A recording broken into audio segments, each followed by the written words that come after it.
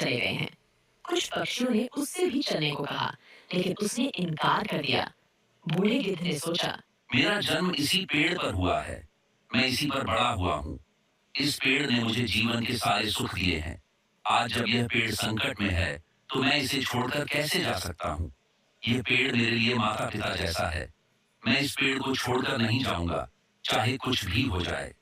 जो लोग अपने माता-पिता को बुढ़ापे में छोड़ देते हैं, वे बड़े स्वार्थी होते हैं। गिद्ध ने निश्चय किया कि वह मरते दम तक इस पेड़ का साथ नहीं छोड़ेगा। समय बीतता गया और पेड़ दीमक से ग्रसित होकर और भी कमजोर हो गया, लेकिन गिद्ध फिर भी उसे नहीं छोड़ा। वह दिन में अपना भोजन ढूंढने के बाद शाम को उसी सूखे हुए पेड़ पर लौट आता था। इसी तरह बीत गए। जो पक्षी पेड़ को छोड़कर चले गए थे, उन्होंने सोचा, गिद्ध काका अभी भी उस सूखे पेड़ पर रह रहे हैं। वे सब उसे समझाने के लिए वापस आए और उससे बोले, गिद्ध काका, यह पेड़ अब मर चुका है। इसे छोड़कर किसी सुरक्षित जगह पर चलिए। यह पेड़ कभी भी गिर सकता है और आपकी जान भी जा सकती है। लेकिन गिद्ध ने कहा, भाइयों, यह पेड़ मेरे माता-पिता के समान है। मैं इसी पर बड़ा हुआ हूँ और इस पेड़ ने मुझे जीवन के सारे सुख दिए हैं। वे सब उसे समझाने के लिए वापस आए और उससे बोले, गिद्ध काका, यह पेड़ अब मर चुका है। इसे छोड़कर किसी सुरक्षित जगह पर चलिए। यह पेड़ कभी भी गिर सकता है और आपकी जान भी जा सकती है। लेकिन गिद्ध ने कहा, भाइयों, यह पेड़ मेरे माता-पिता के समान है।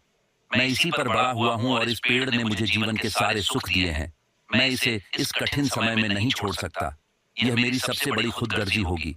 गिद्ध की बातें सुनकर पक्षी निराश हो गए और लौट गए। वे इंद्र के पास गए और सारी बात बताई। इंद्र ने पक्षियों की बात सुनकर गिद्ध को समझाने का निर्णय लिया।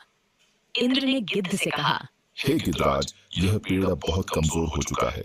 इसकी शाखाएं गिर चुकी हैं और इस पर एक भी हरा पत्ता नहीं बचा है। अगर यह पेड़ गिर गया तो आपकी जान भी जा सकती है। इसलिए इसे छोड़कर किसी सुरक्षित जगह पर चले जाइए। हे भगवान, जब मेरा जन्म हुआ था, मेरे माता-पिता मुझे इसी पेड़ पर छोड़ गए थे। मैं इस पेड़ पर बड़ा हुआ हूँ और इसी पर रहते-रहते बूढ़ा हो गया हूँ। आज जब यह पेड़ संकट में है, तो मैं इसे छोड़कर कैसे जा सकता हूँ? मैं मरते दम तक इस पेड़ का साथ नहीं छोड़ूंगा। इंद्र गिद्ध की निष्ठा देखकर प्रसन्न हो गए और बोले, मैं तुम्हें वरदान देना चाहता हूँ। बताओ, तुम्हें क्या चाहिए? हे भगवान, मुझे वरदान नहीं चाहिए। इस पेड़ को वरदान दीजिए ताकि यह फिर से हरा भरा हो जाए। हरा भरा बना दिया। वरदान नहीं चाहिए। इस पेड़ को वरदान दीजिए ताकि यह फिर से हरा भरा हो जाए और इसकी आयु बढ़ जाए। इससे हजारों पक्षियों का भला होगा। इंद्र ने गिद्ध की बात मान ली और पेड़ को फिर से हरा भरा बना दिया। पूरे जंगल में बारिश हो गई और जंगल के सभी पेड़ पौधे फिर से हरे भरे हो गए। जो जीव जंतु जंगल छोड़कर चले गए थे, वे फिर से लौट आए। सभी पक्षी बरगद पर आकर चहचहाने लगे और गिद्ध काका की सेवा करने लगे।